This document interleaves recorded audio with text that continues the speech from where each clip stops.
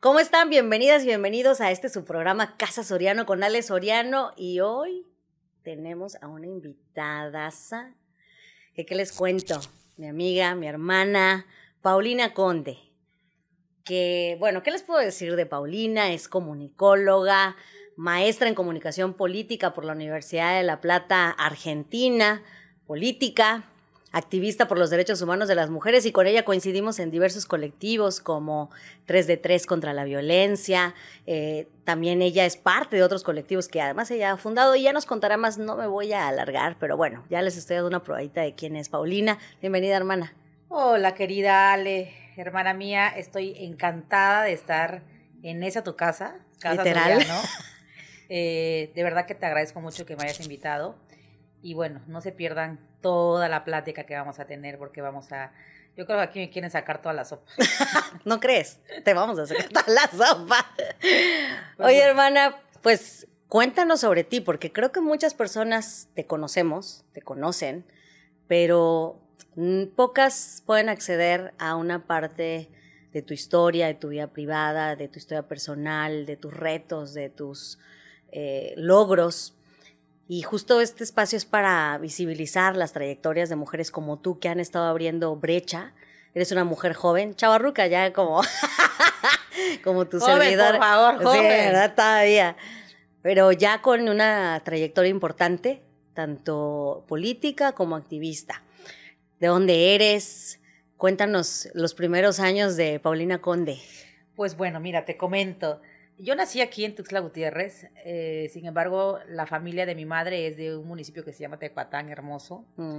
Hay un convento del siglo XVI, único en América Latina, tienen que conocerlo. Muy bien. Y mis papás se divorcian cuando yo tenía 2 años de edad, por lo que me quedo a vivir con mis abuelos. Yo me educo, me crío con mi abuela y mi abuelo materno.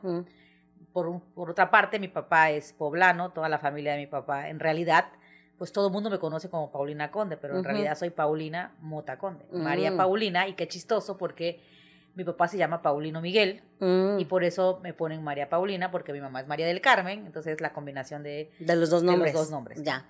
Y yo me educo con mis abuelos, ahí estudié pues el kinder, la primaria, parte de la secundaria. Cuando ya entré a tercero de secundaria me vine a estudiar a Tuxtla Gutiérrez. Estuve 2 años acá con mi mamá, luego me regreso nuevamente a Tecpatán a estudiar, a terminar la prepa, y ya definitivamente me salgo de ahí a los 18 años para irme a estudiar a Nuevo León, que estuve en Nuevo León un tiempo. ¿Qué estudiaste allá? Yo fíjate que curiosamente a mí me mandan a estudiar a una universidad, que es una universidad adventista muy conocida a nivel internacional. Sí, claro, sí. La Universidad de Montemorelos. Porque muchos de mis familiares se habían estudiado ahí, y haz de cuenta que no había la carrera de comunicación. Yo quería estudiar comunicación, siempre supe que, pero además te voy a decir una cosa, la Paulina que hoy conocen, tal cual como me conocen ahora, que soy súper escandalosa en el sentido así de guapachoso. Sabes cuando está llegando Paulina Conde, sí, la risa, ¿no? Exacto. Todo, la personalidad. La personalidad, y que me gusta hablar en público y acá y estar en todos los escenarios habidos y por haber. Contrario a mi niñez, yo fui una niña muy tímida. No te lo puedo creer. Te lo juro. No. Súper tímida, insegura, si tú quieres. O sea, ahí sí eras María Paulina. Ahí sí era María Paulina, ahí era María Paulina. Súper tímida, insegura quizá, toda la primaria. Toda la primaria, incluso recuerdo que una vez en algún efemérides de la semana me tocó que tenía yo que leer una poesía.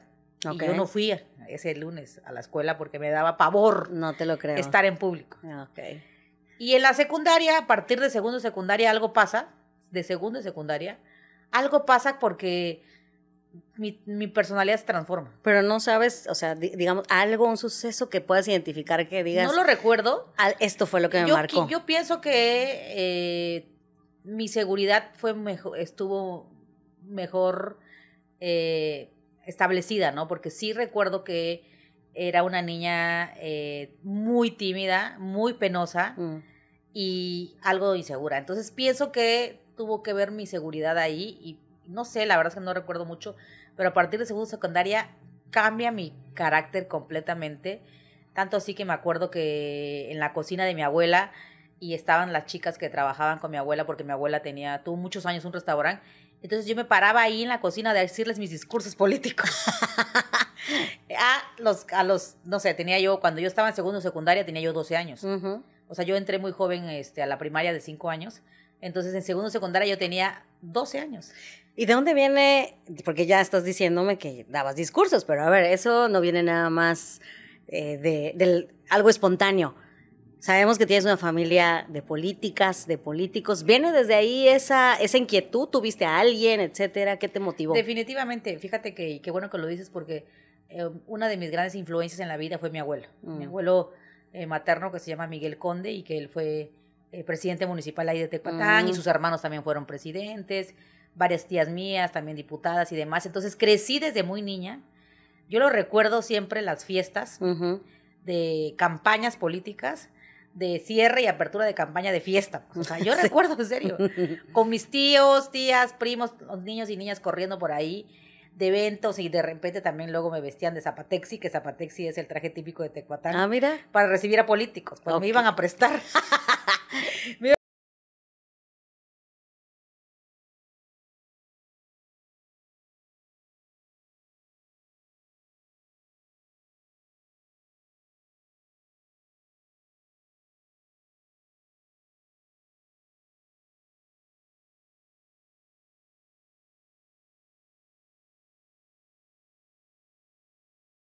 Y en la biblioteca de la casa de mi abuela había varios libros. Entonces yo empiezo a leer muy joven y me empiezo a convertir en una devoradora de libros, tal cual, ¿no? O sea, muchas épocas de mi vida, desde la primaria, secundaria, empecé a leer muchas cosas, de diferente tipo de libros. Y luego ya mi abuelo me pasaba sus libros y demás. Él leía el periódico diario también. Entonces creo que fui muy influenciable en ese sentido. Y de repente, pues te digo, o sea, como que tengo mayor seguridad, como que ya entré a la etapa de la adolescencia y empiezo a ser líder en la secundaria, en el salón de clases también, lo recuerdo perfecto, que me paraba en el receso, me paraba en la mesa a darle, y le decía yo, escúcheme por favor, voy a hablar. Ay, ya queriendo mandarles. Muy carlena, sí. Y entonces, o sea, empecé así. Sí. Pero sí fue muy radical, porque si tú hubieras conocido a esa niña pues niña, que en mi niñez sí fui muy tímida, o sea, casi no hablaba mucho. Entonces doy ese cambio en la secundaria. Y entonces te decía que me fui a Monterrey.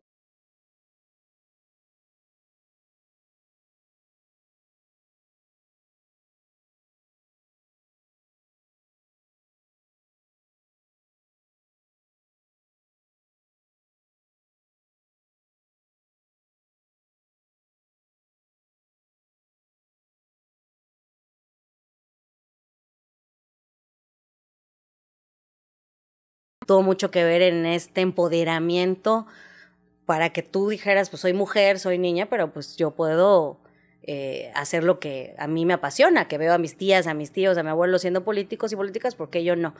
Me pregunto justo de los roles y los estereotipos que hoy ya conocemos, que significa esta asignación de tareas para los hombres, de tareas para las mujeres. ¿Tú viviste eso en tu infancia o justo fue totalmente lo contrario? ¿Esto favoreció este ambiente sin roles, sin estereotipos, o sí lo tuviste? Fíjate que no tanto, porque aparte otra influencia importante fue mi bisabuela, Isabel, madre de mi abuelo, y fue una mujer súper adelantada a sus tiempos, que además tuvo la oportunidad de estudiar para la época. Ella nació con la Revolución, nació en 1910 nació. ¿Y qué estudió?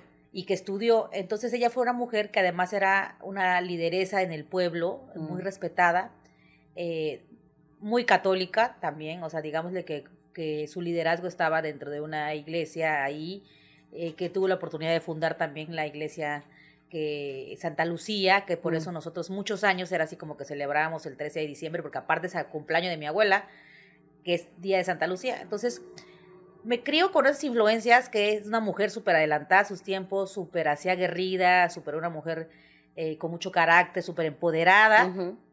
Y encima mi abuela, la madre de mi madre, también es una mujer de mucho carácter, es una mujer de decisiones y demás. O sea, no vi tal cual así algo como que estuviera muy marcados. Obviamente sí, o sea, al final de cuentas todos crecimos en un sistema patriarcal, mucho, poco, más o menos, menos, poco, más, lo que sea. Pero en mi caso, la verdad es que no hubo tan marcado ese sentido, ¿no? O sea, tan así marcado. tuviste muchas mujeres muy empoderadas para la época, ¿no? Tuve muchas mujeres exactamente muy empoderadas. Yo recuerdo a mi abuela, o sea, siempre echada para adelante y con mucho carácter y tomando decisiones. Obvio, respetando a mi abuelo, respetando al hombre de la casa, pero nunca hubo tan así de roles y estereotipos tan marcados. A lo mejor y sí un poco en algunas ocasiones, pero incluso con mi mamá y mis hermanos, yo recuerdo que mis hermanos trapeaban, hacían cosas. A veces yo les decía a mi hermano, oye, ya se me hizo tarde, cuando estaba en la universidad, plánchame mi camisa, por favor, y la planchaba. O sea, pero había actividades también para los hombres que son normalmente para mujeres, ¿no? O sea, barrían, trapeaban y lavaban trastes. O sea, no tuve como eso tan marcado. La verdad es que no, para nada. Oye, bueno, regresemos a Montemorelos. ¿Cómo fue esa etapa? Entonces, Montemorelos, fíjate que solo estudié un semestre porque curiosamente me mandan y me dicen pues que tengo que ver qué es lo que voy a estudiar. Y es una universidad muy buena, es una universidad también muy cara y es una universidad donde hay gente de todo el mundo, de verdad, o sea, de todo el mundo. Y yo quería estudiar comunicación, yo sabía que quería estudiar comunicación y fui y haz de cuenta que no había la carrera. Entonces empecé a ver qué puedo estudiar, y encuentro una, o sea, cualquier cosa, se llamaba licenciatura en administración de oficinas, no de empresas. De oficinas, solo porque ni sé por qué, la verdad, vi que tenía ahí, clases de radio y no sé qué, o sea, la verdad es que ni siquiera sé porque solo estuve una semana en la carrera y me metí a esa y se pagó, hace cuenta, me pagaron la colegiatura, me pagaron la inscripción y todo eso. Y mira cómo es importante las decisiones que puedes tomar en tu vida. Yo a la semana dije, no, esto no es lo mío. No te veías ahí organizando archivos. No es lo mío. Y yo dije, tengo que hablar con mi mamá. Obviamente yo dije, ya se pagó, o sea, me van a mandar por un tubo. Pero ¿cómo tener el valor de decir, o sea, no puedo estudiar esto? Entonces hablo con mi mamá y le digo, ¿sabes qué, mamá? No puedo estudiar esto. No quiero estudiar esto. Quiero presentar examen en la Autónoma de Nuevo León para que me dé esta oportunidad de que ese semestre, lo que ya se pagó, voy a hablar con el rector para ver que me lo pongan en otras materias. Y voy a prepararme ese semestre para la universidad, para ver si paso a la Autónoma de Nuevo León. La cosa es que voy y hablo con el rector y sí, todo bien. Y entonces empiezo a tomar, o sea, lo que yo ya había pagado, o sea, estuve un semestre, lo que había pagado ya me lo pasaron a clases de inglés, de saxofón, de piano, o sea, lo que fuera. O sea, sí, o sea, un semestre tomé clases de piano que me encanta, ya, la verdad es que ya no lo he hecho, pero sí tomé clases de piano, tomé clases de saxofón y tomé clases de inglés con el recurso que ya se había pagado de la escuela, ¿no? Y al final no me quedo, o sea, termino el semestre, me preparo para poder presentar el examen en la Nuevo León, presento el examen y no paso el examen. Y entonces me regreso a Chiapas. Y en Chiapas vengo, o sea, y me dice mi mamá, pues, ¿sabes qué? Ya te dimos la oportunidad de estudiar, ya no vas a estudiar, porque tú no quisiste aprovecharla. Y yo le dije, no, sí voy a estudiar, por supuesto que sí. Por supuesto que sí voy a estudiar. Entonces, pues tú ahí ves cómo vas. Y yo, súper convencida de que si quería seguir estudiando, vine acá a Chiapas, a Tuxtla, pues a buscar un trabajo, para ahorrar y yo a ver cómo le hacía para poder estudiar. Y en efecto, encuentro a una amiga en esa época que trabajaba en la CEMIC, curiosamente, y me dice, oye, ¿sabes qué? Fíjate que hay un arquitecto que está buscando, el arquitecto ¿cómo se llama? Amílcar Aquino, que es un gran amigo que después nos convertimos en grandes amigos. Me da trabajo de recepcionista. Me pegaba yo unos aburridos.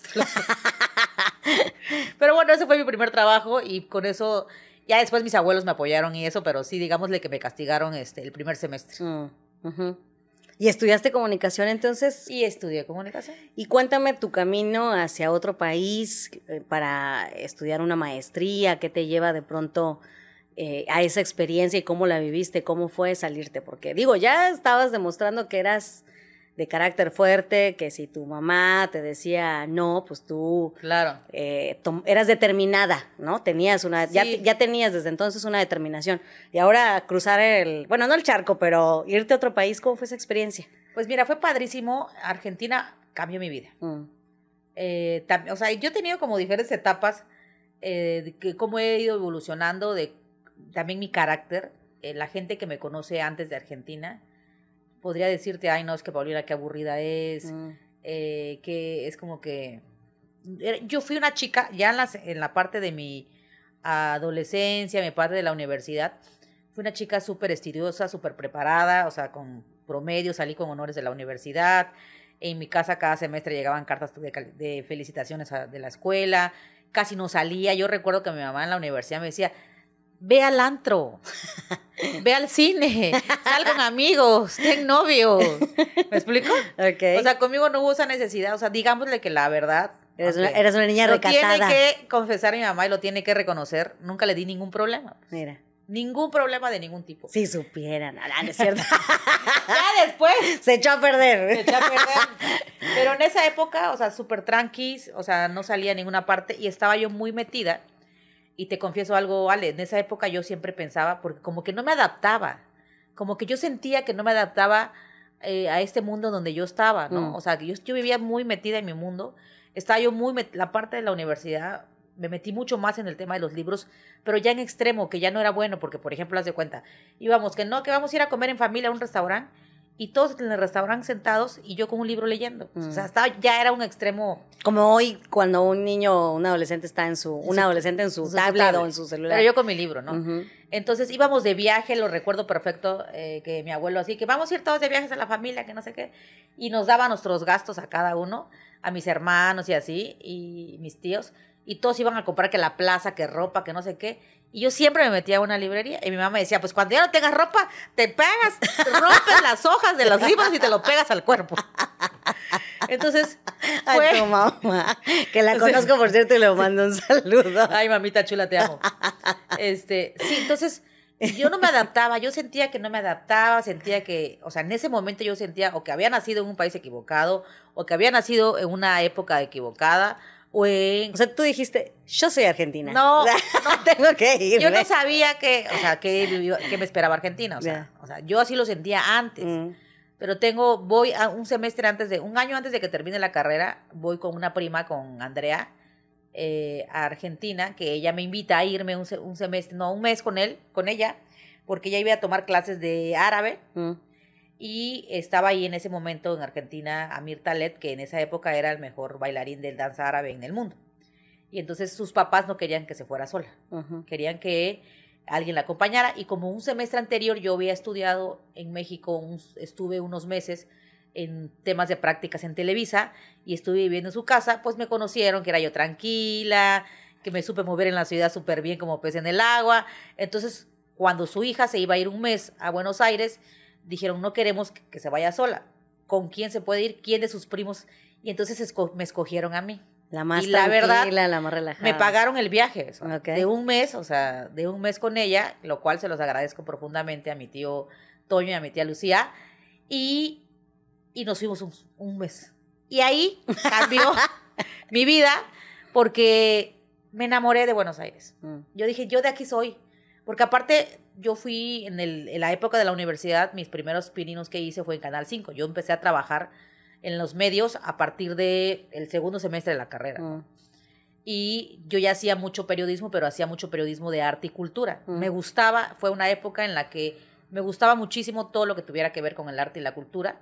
Y asistía a todos los eventos culturales. Por eso conozco a mucha gente que tiene que ver con las fotos, con la pintura, con la poesía, con la danza, etcétera, etcétera. Porque yo entrevisté y tenía un programa en el Canal 5, yo tenía una sección donde entrevistaba a pura gente del arte. Ah, mira.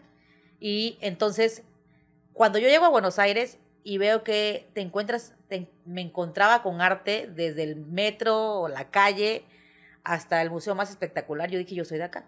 Entonces me regreso, ya nos regresamos a Chiapas, termino la carrera, y yo tenía planes en esa época de que me quería ir a Italia a estudiar cine. Sin embargo, el rumbo de mi vida cambió. Okay. Y empiezo a buscar qué opciones hay en Argentina para estudiar algo, ¿no? Para irme, porque mi prima me dijo, ¿sabes qué? Yo me voy a ir a vivir allá, vámonos a vivir allá. Y busco una universidad, entonces descubro que la Universidad Nacional de La Plata es la primera universidad en América Latina que puso la carrera de periodismo y la mejor en periodismo en América Latina. Y bueno, consigo una beca, le digo a mis papás, ¿saben qué? Bueno, a mis abuelos y a mi mamá, que me voy a ir, me pagan el boleto de avión porque la beca incluía todo, menos los boletos, menos los boletos de avión, el traslado. Vivo con mi prima y entonces estudio la carrera de periodismo político y medios de comunicación. Y ahí, o sea, los 2 años y fracción que me tocó vivir en Buenos Aires, cambié completamente, porque por eso te decía hace un rato, la gente que me conoce antes y después hay otra Paulina, pues. Okay. No, porque incluso algunos amigos me acuerdo que me comentaban, amigos de la universidad que luego me he encontrado, es que eras así como medio, no sé, mi carácter era muy...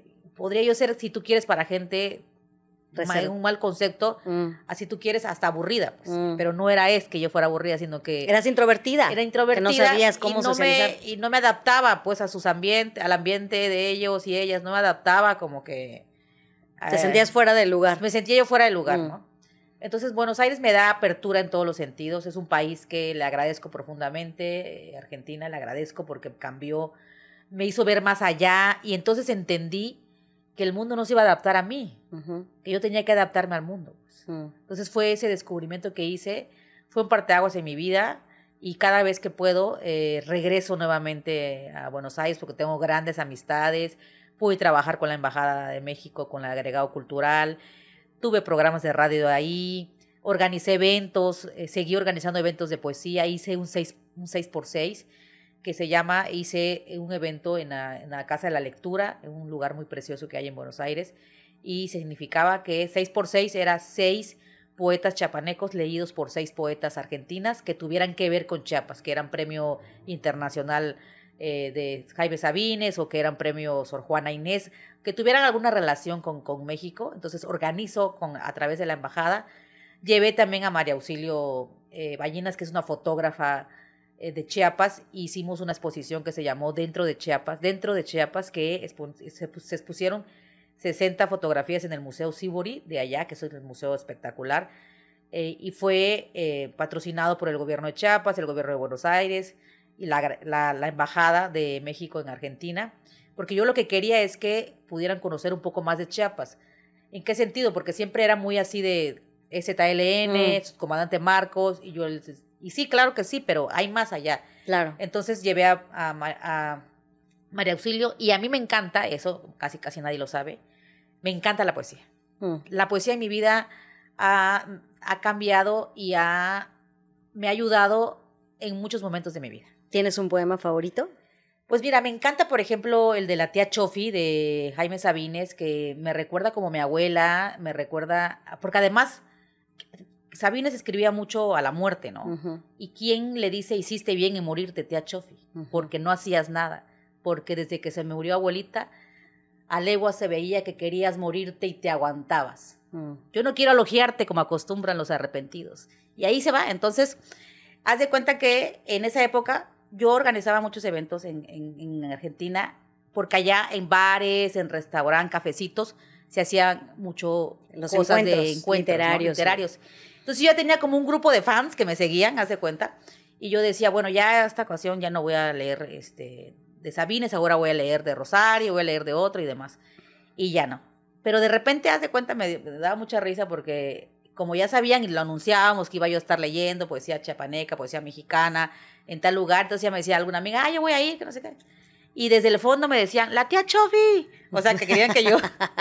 Ya te conocían. Ya me conocían, ¿no? Entonces fue también una etapa muy padrísima porque conocí a mucha gente, los cuales se volvieron en hermanas, en hermanos. Yo no puedo decir absolutamente nada. Luego hay como muchas experiencias de muchas personas con las y los argentinos, pero en mi caso me abrieron el corazón, me abrieron las puertas de sus casas y es un país que yo le debo mucho y que le agradezco profundamente. Oye, ¿y cómo ya terminando tu etapa argentina te regresas a México? Cuéntanos esa parte y también cuéntanos también cómo tocas ya la puerta pues del PRI para hacer política y que pues tengo algunas preguntas también que tienen que ver ya con esa parte porque Híjole. Tú dijiste yo quería ser comunicóloga, ok, ya traías la vena política, también ya nos lo compartiste, pero bueno, ¿cómo fue pasar de eso a la acción?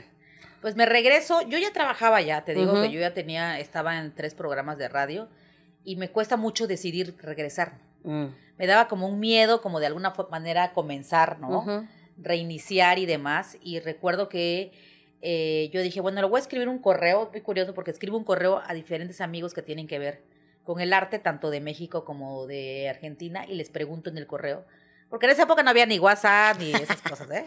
Les mando un correo y les pregunto que si para ellos qué era el miedo. La verdad es que me contestaron casi todos, no recuerdo el de todos, pero recuerdo que Federico Álvarez del Toro me contesta el correo y me dice, Paulina, a través del miedo se hacen grandes cosas.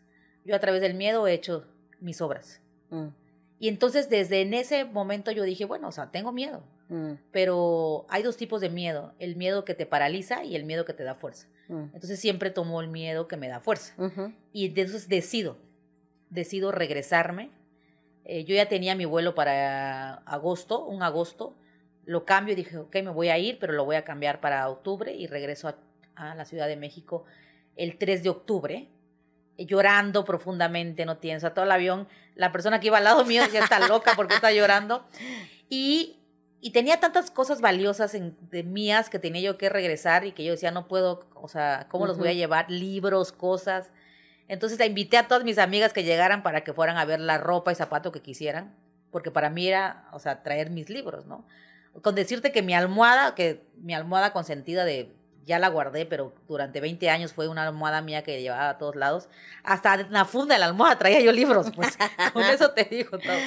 Y ya regreso a México y entro a trabajar, bueno, estoy unos meses buscando trabajo y a través de un amigo de mi madre conozco a Gladys Blanco, que en ese momento, ella panista, en ese momento acababa de abrir una revista que se llama Alcaldes de México, que es una revista de corte nacional que habla sobre municipalismo y federalismo.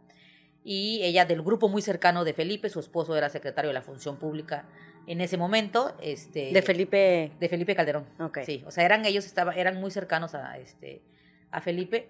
Y entonces, pero yo no estaba ni nada que ver en el PAN, sino con la revista ella como empresaria. De hecho, ella acababa de ser también funcionaria nacional no recuerdo qué puesto había tenido. Y empiezo a trabajar con ella en la revista y entonces empiezo a viajar por todo el país porque me mandaban a entrevistar alcaldes de capitales, de no capitales, de PRI, PAN, PRD, del partido que fuera. Entrevisto también a secretarios de estados. Fue una época padrísimo porque viajé por todo el país, porque conocí a mucha gente, muchos políticos. Y en ese viaje, a Zacatecas me parece que fui a un evento de ciudades hermanas. No sé si fue a Zacatecas o San Luis Potosí, bueno, uno de esos lugares. Y ahí conozco a un amigo de Oaxaca, a Guillermo Zamora, que era del equipo de Canet, que en esa época Canet era dirigente nacional del Frente Juvenil. Y entonces lo conozco en un evento de Ciudades Hermanas, que yo fui a cubrir a la revista, y me dice, oye, tú tienes todo el perfil, fíjate que ahorita estamos armando todo la estructura de lo que era Frente Juvenil, ahora Red por México, Red de Jóvenes por México, y nos hace falta la secretaria de Cultura. ¿Por qué no te incluyes con nosotros? Y la verdad es que... A nivel nacional. A nivel nacional. Yeah. O sea, yo empiezo a nivel nacional. Y entonces yo dije, ay, no, ¿cómo crees? O sea, a pesar de que yo me crié en el PRI de alguna forma, porque toda mi familia fueron políticos del PRI, yo en esa época yo venía de estudiar de la Universidad de La Plata, que es una universidad de izquierda, donde nos tocó recibir una vez a Chávez, pues nos tocó recibir y escuchar el discurso de Chávez, y en la maestría, toda la maestría es de izquierda, pues, o sea, todo el plan de trabajo, el plan de académico está enfocado a la izquierda, ¿no? Entonces yo venía así como que, ¿cómo crees que voy a mezclar la cultura con el PRI? Con el partido político, y menos con el PRI, que no, qué asco. O sea, y estuvieron así, duro, y entonces empecé a tener una relación de amistad con Guillermo, y después digo, bueno, si lo importante es que hay que llevar el arte y la cultura a todas partes, que todo el mundo se entere, que todo el mundo sepa que, pues no importa cuál sea el canal. Y entonces digo, ok, está bien. Y entonces yo llegaba al PRI, a las oficinas del CEN, y me dan el nombramiento de secretaria de Cultura. De hecho, me tocó hacer la primera edición de la revista del Frente Juvenil en ese momento, y así inicio. Y luego pues ya me vengo a Chiapas. Esto termino, ya pasó un año de trabajar en la Ciudad de México, que la verdad es que no pude saborear más a la ciudad, porque como viajaba yo mucho, o sea, casi todas las semanas estaba yo viajando. O sea, seguías trabajando Alcaldes de México sí. y estabas en esta responsabilidad. Exactamente. Okay. Entonces, y viajaba demasiado y no me daba mucho chance de, haz de cuenta, los fines de semana a veces, pues ya estaba yo muy agotada y me quedaba en casa. Entonces, como que no salía yo mucho a la Ciudad de México. O algunas veces me venía los fines de semana a Chiapas. De hecho, me tocó también aquí venir a entrevistar a Valls en su momento. Cuando era Valls, era ¿El presidente? Y me tocó también el año que hicieron ¿te acuerdas que hicieron el año de Sabines? ¿Me acuerdo? ¿Sí te acuerdas? Sí. Que hicieron, también me invitaron a venir a participar y era en esa época. Y la cosa es que yo digo, bueno, que sentí que en la revista yo ya no iba a crecer, porque además ya había muchas tendencia panista, porque estaba pasando situaciones al interior de ese partido, y entonces yo dije no. Entonces yo creo que ya no debo de estar aquí, debo de agradecer, ya estuve un año. Y en eso además me piden que eso es otra cosa que casi nadie lo sabe, que se iba a hacer el gobernador de Chiapas, que en ese momento era Juan Sabines, quería que hicieran un libro sobre la historia de hoy Mezcalapa, que en ese momento se llamaba Raudales Valpaso y pertenecía al municipio de Tepatán, y que además mi tía Pati era presidenta municipal en ese momento. Y se iba a cumplir en esa época los 50 años de haberse fundado ese municipio, que se hizo a través de la construcción de la presa y de la hidroeléctrica. Y vinieron muchas personas de todo el país, tanto del centro como del norte, para la construcción, que lo cual hoy es una ciudad, Mezcalapa, antes Raudales Valpaso. Entonces me piden que para la celebración de los 50 años quieren que se presente un libro. Y hay que hacer la investigación del libro. Entonces decido yo renunciar, venirme. Ya también tenía algunas invitaciones acá para pertenecer justamente al PRI, desde el Frente Juvenil. Y ahí Ricardo Laguna, que en ese momento era mi amigo, por cierto, que le mandamos un saludo. Sí, Ricardo, él era dirigente del Frente Juvenil. Mira. Y me dice, oye, ¿sabes qué? Va a dejar, bueno, me dan nombramiento de la secretaria de Cultura acá, en Chiapas, y me acuerdo que yo fui, el nombramiento fue allá arriba donde está, ay Dios mío, por Copolla, ya ves que hay un mirador, un restaurante ahí. Sí, Las Pichanchas, ya hicimos comercial. Ya nos debe una comida. Bueno, y ahí invité, me acuerdo que a mucha gente del arte y la cultura, pues, o sea, a mi nombramiento. Pero después Ricardo me dice, oye, ¿sabes qué? Van a dejar la que era la secretaria de Mujeres Jóvenes del OMPRI, del Organismo Nacional de Mujeres Priistas, ya no va a ser. Y yo creo que tú tienes ese perfil. Te voy a presentar a Rita Balboa. La querida Rita Balboa, por cierto, saludos. Te voy a presentar a Rita y a ver qué dice. Y entonces recuerdo perfecto que era un febrero, previo, unos días antes del 14 de febrero, y había un evento en el PRI. Hay un evento y me dice Ricardo, vamos a ir al evento para que yo te presente. Era un evento donde se estaban reuniendo regidoras, secretarias de las mujeres del PRI de los municipios, síndicas, alcaldesas, las que habían. Era una reunión. Y llego al evento y ahí estaba doña Arely Madrid y estaba Rita, y todo el mundo se estaba parando al hablar en el micrófono. Y yo dije, yo me tengo que parar y decir algo, no sé qué cosa, pero tengo que decir algo para que ya me vean, pues. Y sí me paré, no sé qué dije, la verdad, porque no lo recuerdo. Y me paré, y al final termina el evento y Ricardo me presenta a Rita, me dice, mira, te presento a Rita Balboa, mucho gusto, mira, Rita es la persona que te hablé, que no sé qué. Y Rita me dice, ¿sabes qué? Nos vemos lunes para que platiquemos y para que hables con doña Arely, porque en esa época, quien era presidente del PRI, en ese caso ella, doña Arely, o sea, decidían todo. Hasta el más mínimo puesto del partido se decidía, o sea, estaba muy centralizado, pues, o sea, así. Y que además fue doña Arely Madrid, por cierto, la primera secretaria de gobierno, general de gobierno, de las poquititas que tenemos en la historia de Chiapas. Yo creo que 2 nada más o 3. Pues con Cecilia Flores hoy, que y está. Doña Arely, yo nada más y nada más son ellas, sí. Así para que vean ustedes en la historia que tenemos de Chiapas. Y entonces, pues ya me la presenta y me dice Rita, ¿sabes qué? Yo no lo decido, lo decide doña Arely. Tenemos que pasar a hablar con ella. Y lo recuerdo perfecto porque ya pasé, yo moría de nervios, pasamos. Y le dije, mira, soy fulana de tal, que no sé qué, que no sé qué, que no sé cuánto. Pero como que tenía así como había piques ahí entre ella y mi tía. Entonces agarra a doña Arely y me dice, ¿sabes qué? Pues hay muchos que quieren ser, Lo recuerdo perfecto. Hay una de Tonalá que quiere ser, hay una de Tapachula, hay una de no sé dónde, déjale tu currícula a Rita y ahí vemos. Y yo en ese momento dije, yo siempre he sido de las personas que donde pone el ojo pone la flecha. Y yo dije, yo de aquí no me muevo. Y literal, y yo le dije a Rita, ¿sabes qué? Yo te apoyo. Aunque todavía no tenga el nombramiento, yo te apoyo y dame chance de estar aquí. Y comencé en esa oficina del PRI archivando documentos. Así literal, comencé archivando papeles en el PRI. Ok. Y no te terminé ya no estudiaste la licenciatura en administración de oficinas, pero ese mes te sirvió para archivar en el PRI. ¡Qué cabrona eres! Para que veas que así te estoy poniendo atención.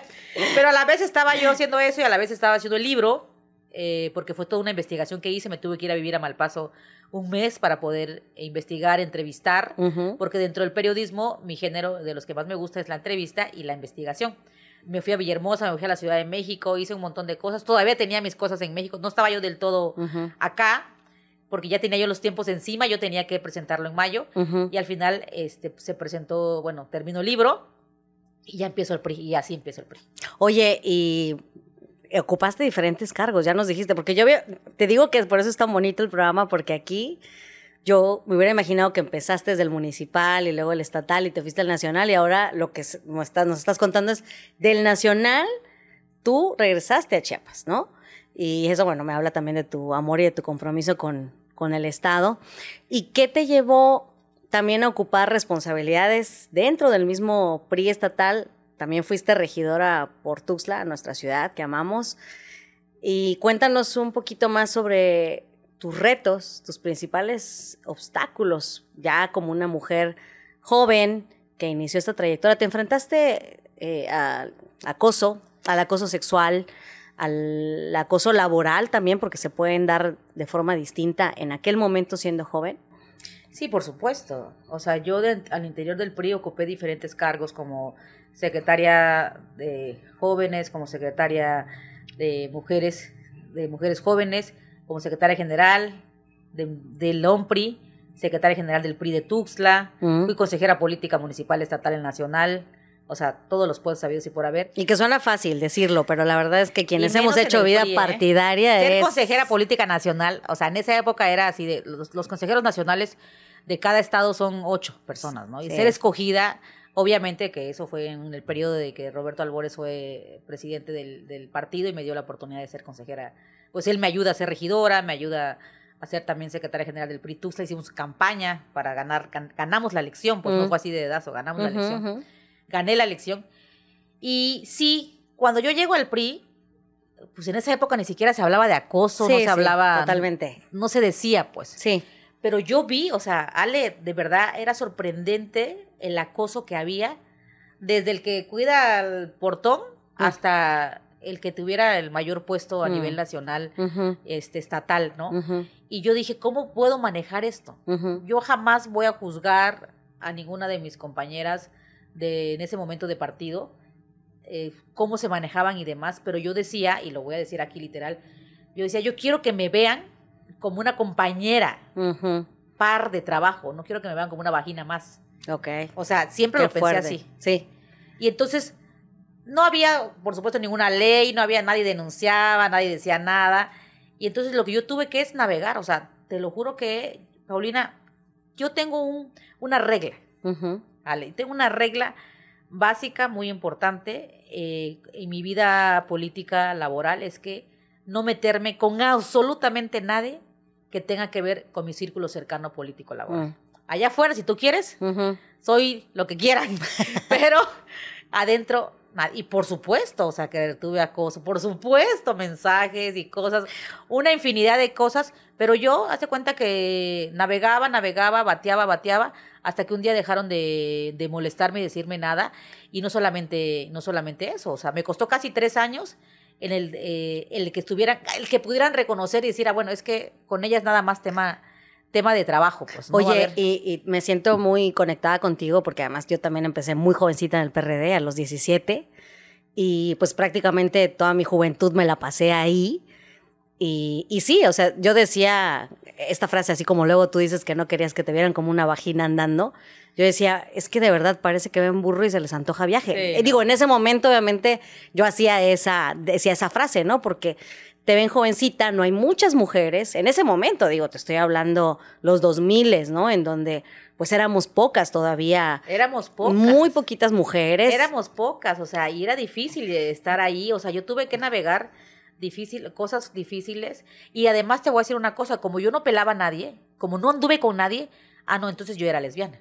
Okay. O sea, entonces ya no le gustan las mujeres, porque no pela a ningún hombre. O sea, nadie puede decir, nadie, en mi época que estuve al interior del PRI, nadie puede decir que hayan dado Y sabes conmigo. que también porque hay este estereotipo, ¿no? Que es la sociedad a veces impone a nosotras las mujeres de si estamos en un espacio es porque seguramente ya fuimos amantes, ya nos acostamos con tal. Y a mí me tocó también lidiar con hasta periodicazos, ¿no? Donde de pronto seguramente Alejandra Soriano llegó a ese espacio porque es la parte, o sea, cómo ganó ser particular, que en ese tiempo me tocó, una de las muchas anécdotas que tuve fue ser particular de Jorge Luis Escandón cuando era presidente del PRD estatal. Y entonces en un comunicado, y una periodista que no voy a decir su nombre, que actualmente participa ya hasta en uno de nuestros colectivos, y está bien, se vale crecer, se vale deconstruirse, ¿no? Pero sí hizo un señalamiento de que ponía en duda cómo yo había llegado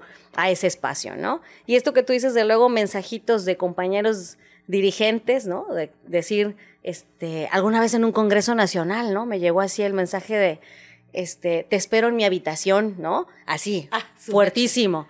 Y yo, ¿cómo que te espero en mi habitación, no? O sea, yo estaba muy chavita, fui a un congreso nacional, pero ¿cómo es esta visión, ¿no? De los hombres también en la política, lamentable, que ¿qué tenemos que hacernos? Porque nosotras, como tú dijiste, tenemos que hacer 1000 cosas para que nos valoren por nuestra capacidad y no para que nos vean como un cuerpo, ¿no? Después, por supuesto, ya me lo encontré, le dije, te equivocaste de persona. Yo no soy esa persona. Bueno, después se disculpó, estaba muy apenado y, o sea, justo fue decir, como tú, a ver, yo quiero que me vean por mi capacidad. Y entonces yo no usaba falda, yo no usaba escotes, o sea, casi me faltaba ponerme una burka porque yo no quería que me vieran por mi cuerpo, ¿sabes? Claro. Entonces yo decía, ahora lo reflexiono y digo, pero ¿por qué tenía yo que taparme para que me respetaran? Y aún así inventaban chismes, ¿no? De, es que hombres patanes, ¿no? Que de pronto ya me acosté con tal y yo, o sea, ¿cuándo, no? Como tú dices, nadie puede decir en absoluto que Alejandra Soriano creció a partir de estar. No. Y respeto, como tú dices, a quienes eligen otras formas, ¿no? Pero tampoco. Y como los hombres pueden tener 1000 mujeres, pueden ser unos patanes, pueden ser unos machos y no pasa nada, ¿no, Pau? Oye, y hay un suceso muy fuerte en tu vida que yo conozco como tu compañera, además, como compañera política, pero también como tu amiga. Un suceso que ha sido conocido ampliamente y que tú has denunciado muy valientemente, porque no es tan fácil hablar, decir nombres, porque desafortunadamente todavía en esta sociedad machista, patriarcal, pareciera que se juzga más fuerte a las víctimas que a quienes nos acosan o a quienes nos violentan. ¿Quieres contarnos de este suceso muy conocido públicamente? Híjole, creo que es una etapa negra de mi vida. Uh-huh. Así lo tengo que llamar. Uno no puede hacer como que no existió, aunque ya haya pasado el tiempo, aunque por supuesto ya he ido a terapias y eso, ¿no? Sin embargo, es algo que está ahí presente porque sí me lastimó mucho, sí me sentí muy vulnerada. Nunca pensé sentirme así, yo sufrí abuso sexual, de hecho tengo una denuncia en la fiscalía por el entonces, bueno, todavía sigue siendo presidente del PRI Chiapas, Rubén Suárez Quinca, hoy diputado local, todavía siendo diputado, y yo estaba en una posición dentro del PRI como dirigente de Unidad Revolucionaria. Este abuso sexual se llevó a cabo en sus oficinas, en las oficinas del PRI, y haz de cuenta que nunca lo vi venir, nunca pensé, yo siempre pensé, Ale, y quiero también explicarlo para la gente que me está viendo, el tema de qué es un abuso sexual, porque luego la gente piensa que un abuso sexual es una violación. Uh-huh. Y no, el Código Penal de Chiapas dice que el abuso sexual son tocamientos, ¿no? Y lo que yo recibí es eso, ¿no? Tocamientos. Yo siempre pensé que si un día me pasaba algo uh-huh. así, pues que me le iría encima la persona, que gritaría, empujaría y hacía un gran escándalo en el momento. Y cuando me pasó no fue así, porque te quedaste en shock. Me quedé en estado de... Es terrible, ¿no? O sea, y sobre todo porque es con una persona que tú conoces, compañero de partido, en ese momento, que además mi amigo, en ese momento era mi amigo, alguien al que yo apreciaba, y nunca me dolió mucho, me lastimó profundamente mi ser, porque, bueno, tú me conoces, soy una mujer que pues he tenido muchas parejas, que he conocido muchos, he tenido muchas amistades y demás, pero yo decido. ¿Con quién? ¿Con quién? Por supuesto. Y yo decido quién me puede tocar una boobie, quién me puede tocar una nalga, quién me puede tocar mi abdomen o lo que sea de mi cuerpo. Claro. Eso lo decido yo y lo decidimos las mujeres. Y el hecho de que alguien te toque sin tu permiso es una forma de vulnerarte. Yo me sentí, ha sido de las cosas más dolorosas, y yo no entendía, mucho tiempo no entendí por qué me había dolido tanto. O sea, ¿por qué me duele tanto que alguien me haya tocado? Y sobre todo con alguien, y que alguien que... ¿A quien le tenías confianza? A quien le tenía confianza, en el que era una amistad, presidente del partido. O sea, nadie se había atrevido a hacerlo. Yo nunca tuve a alguien que me acosara incluso en la calle físicamente, o que me pasaran a nalguear y que saliera corriendo o cosas así. Nunca. Entonces, el día que me pasó, y que además, bueno, fue una etapa en la que además viví violencia política de parte de él. No lo denuncié por violencia política, pero eso es cierto, ¿no? Me violentó terriblemente políticamente. Pero cuando yo vivo ese hecho, yo lo recuerdo perfecto, que salgo corriendo, o sea, no grité, no, lo único que pude hacer es empujarlo y zafarme, y me puse muy nerviosa y salí corriendo, de la oficina del tercer piso del PRI, y enfrente del PRI hay un estacionamiento, me subo a mi camioneta y yo me pongo a llorar como una niña, y yo decía, ¿por qué me siento así? O sea, ¿por qué me duele tanto? Pues nunca lo había vivido. Y bueno, ahí comencé una serie de más acoso laboral, de violencia política, de cosas, porque además el hecho de que tú no accedas, el hecho de que pues las personas, yo no sé qué es lo que piensan muchos hombres, ¿no? Al momento de abusar sexualmente o querer acosar a una compañera de trabajo, pues por supuesto que él ni un mensaje de oye, discúlpame, me pasé, o sea, no sé, algo, ¿no? Perdóname, no quise, no, alguna cuestión, ¿no? Que se pudiera justificar, lo cual no lo hizo.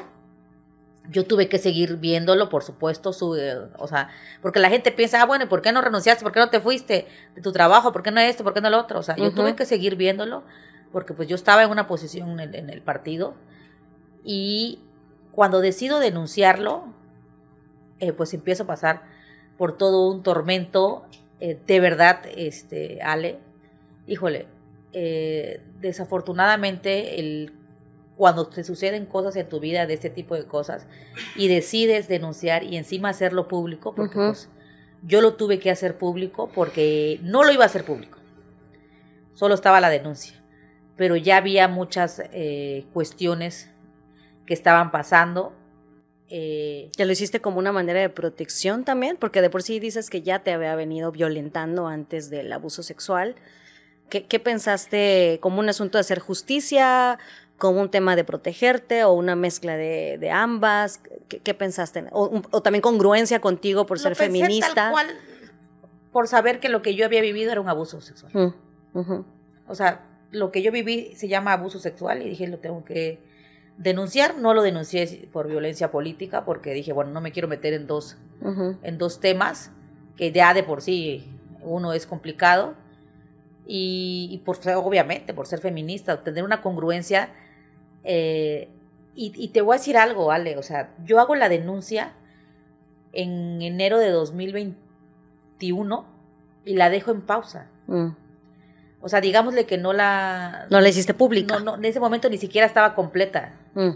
Ni siquiera estaba completa, faltaban cosas para que pudiera ser bien un expediente, ¿no? Faltaban cosas, pero venían las elecciones y yo no quería que se prestara como que lo estabas haciendo para... Que lo estaba yo haciendo por un tema político, exacto, qué sé yo, ¿no? Como son actos de realización oculta, que no es como que tengas un testigo, te diga quién te vio, por eso es muy importante los dictámenes psicológicos, victimológicos.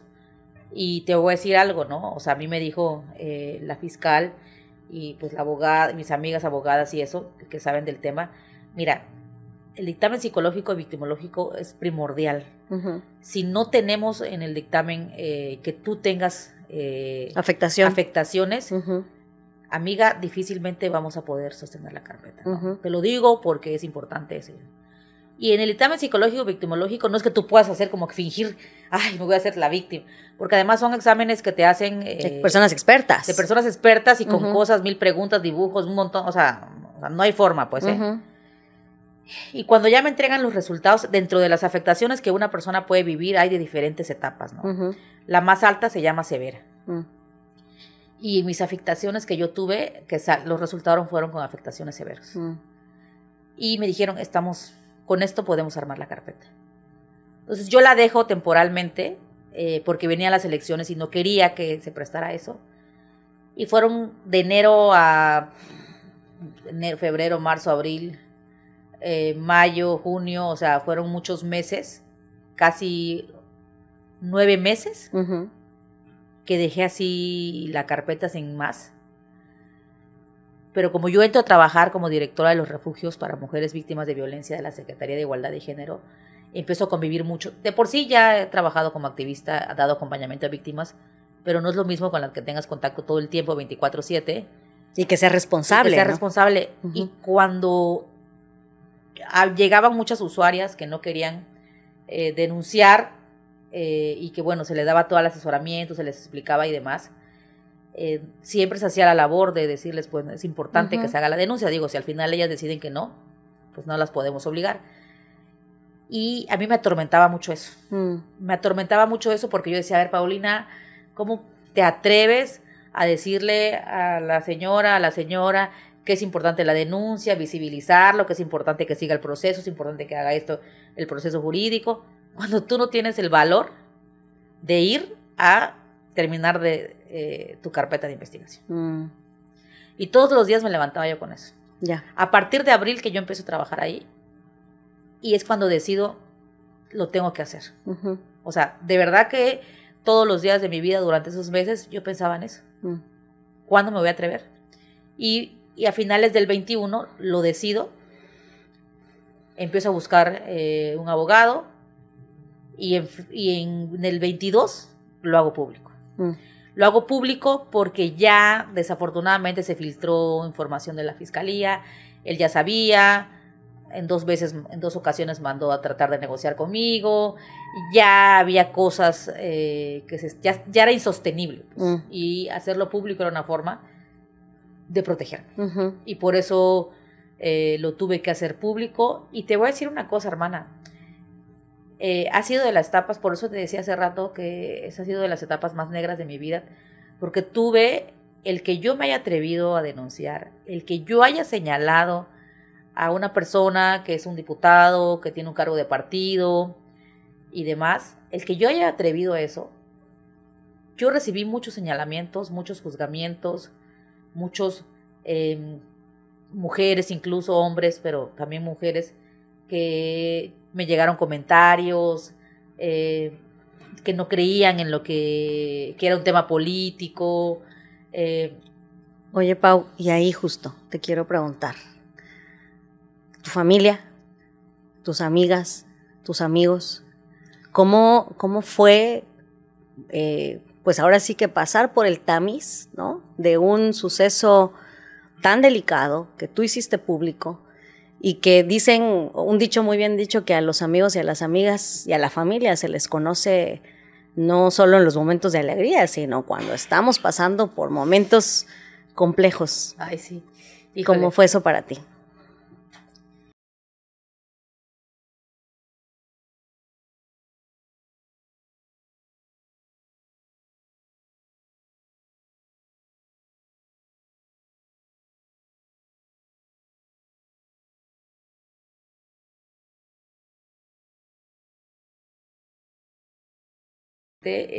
Tú piensas que todas las personas que están a tu alrededor te van a creer y te van a ayudar, te van a apoyar y van a estar contigo, sobre todo tu gente más cercana, ¿no? Uh-huh. Y desafortunadamente en este episodio yo perdí personas. Perdí personas en mi vida, de gente muy cercana, que pues no sé si no creyeron en mí o qué fue lo que pasó. Ya es algo que ya también tuve que trabajar, obviamente, a través de la psicóloga de la fiscalía y mi psicóloga particular. Si yo lo pudiera definir de alguna forma, te podría decir que me sentía abandonada. Pues. No voy a decir por todas las personas, porque la verdad es que hubieron personas y han estado personas conmigo de mucho tiempo. Una de ellas que yo quiero agradecerle aquí públicamente a mi querida Alejandra Robelo, que, híjole, es una de las personas que me ha sostenido en ese proceso. Pero sí esperas, por supuesto, que tu gente más cercana pues es la que va a estar contigo, ¿no? Acompañándote. Claro. Que eso es importante, el acompañamiento. Hoy yo lo veo pues a través de las mujeres de los refugios, y lo pongo como ejemplo porque lo veo, la importancia de que alguien te acompañe. Y de creerles, ¿no? De creer a las víctimas. Esto no fue un tema político, de venganza, o porque alguna cosa, ¿no? O sea, era una forma de reivindicar, de hacer justicia y de hablarlo. Y bueno, yo tuve que pasar no solamente por un proceso psicológico, sino además, o sea, sufrí neuropatía, que es una enfermedad que normalmente le da a los diabéticos, pero que también te da por estrés y ansiedad. Claro. O sea, yo sufrí en esa época, en ese tiempo, el año pasado, o sea, mucha ansiedad, mucho estrés de saber este proceso, de sentirme sola. También puedo decir que Dios me envió otras personas que no estaban en ese momento de mi vida y que también me acompañaron. No estuve sola, más bien fue que las personas que yo creí que iban a estar conmigo me abandonaron. Así fue, ¿no?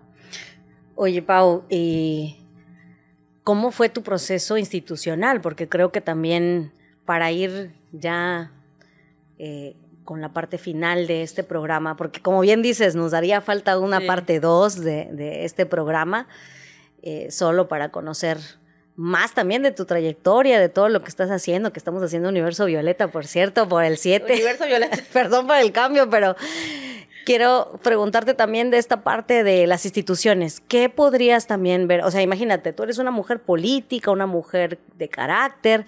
Se podría pensar que así como tú te ven fuerte, te ven sonriente, siempre, digo yo, es la experiencia que tengo y creo que nos generas eso a muchas personas, de una mujer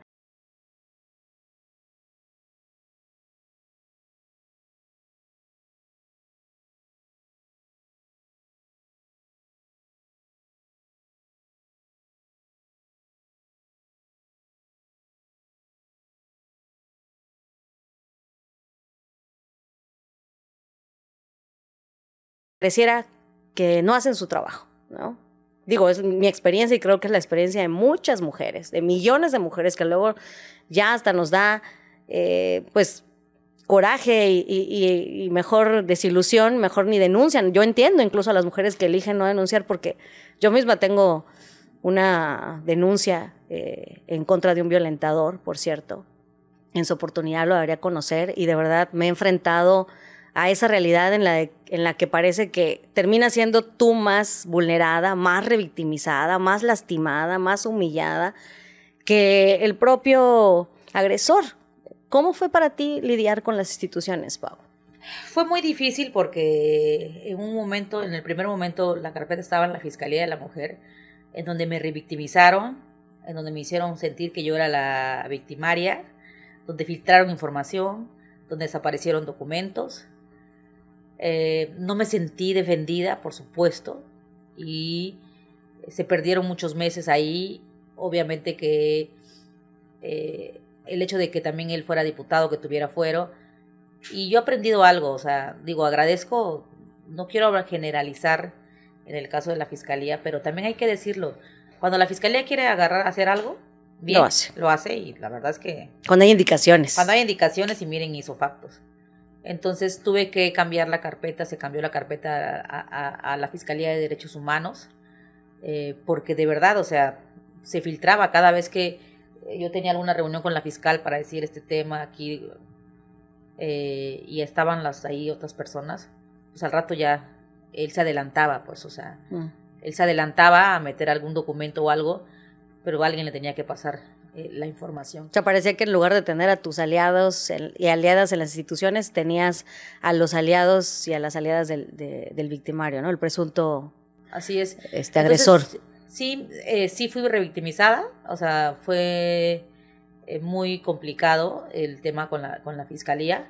Digo, ya cuando llegó a la Fiscalía de Derechos Humanos fue completamente diferente, pero yo digo, si a mí me pasa este tipo de cosas, o sea, yo que soy conocida, que soy activista, feminista, que se me abren las puertas de alguna forma, tengo que pasar esto. Y que tienes dentro de lo que cabe un ingreso, ¿no? Porque también hay muchas mujeres que, pues, económicamente, pues, no tienen a lo mejor la capacidad económica que tú y que yo tenemos, ¿no? No, definitivamente, ¿no? Entonces sí es un camino lleno de piedras, de terracería, de curvas.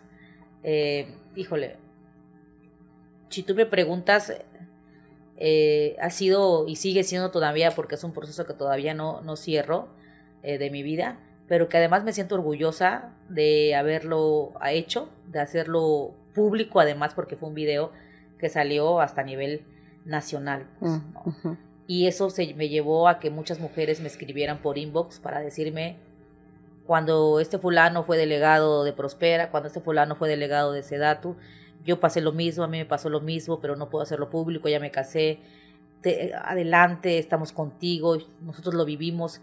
O sea, más mujeres que habían sido acosadas, abusadas por él, o incluso otras personas, ¿no? Y además te voy a decir algo, Ale, tenemos que dejar claro algo y tenemos que ser parteaguas en ese sentido, porque es muy común en la función pública, es muy común en la política, que las personas que están arriba de ti, en una posición política o de función pública, quieran acosarte, quieran abusar de ti. Entonces es importante decirlo claro, fuerte, y que lo escuchen, que no nos vamos a dejar y que no está bien lo que están haciendo. Y que no nos vamos a callar, ¿no? Y que no nos vamos a callar, por supuesto, que eso es lo principal, que no me voy a callar. Yo decido con quién me acuesto, yo decido quién quiero que me toque. Así es. Eso es tan fácil. Pau, pues la verdad es que es un testimonio muy fuerte. Te agradezco por la confianza. Sé que no es un tema fácil porque la gente puede pensar, quienes nos escuchan, que pues es algo, está tan normalizada la violencia, está tan cotidianizada, ¿no? Que las mujeres hemos tenido que aprender a vivir nuestro día a día, casi sobrevivir a pesar de la violencia. Pero yo no voy con este discurso en el que gracias a esto que te pasó eres más fuerte, gracias a esto que te violentaron, hoy tú, más bien me decía mi psicóloga que además es feminista y dice, a pesar de lo que te pasó, ¿no? Y yo te reconozco porque a pesar de lo que te pasó, no gracias a lo que te pasó, claro, tú hoy eres y sigues siendo una mujer que que creaste el pacto de sororidad con otras mujeres también activistas para seguir luchando por los derechos humanos de las mujeres, que a pesar de lo que te pasó, tú te sigues poniendo para ayudar a otras mujeres, como siendo hoy directora de los refugios, donde ves también cosas muy, muy difíciles, y de verdad un llamado a la sociedad a que dejemos de voltear la cara cuando estemos siendo testigas y testigos de situaciones de violencia.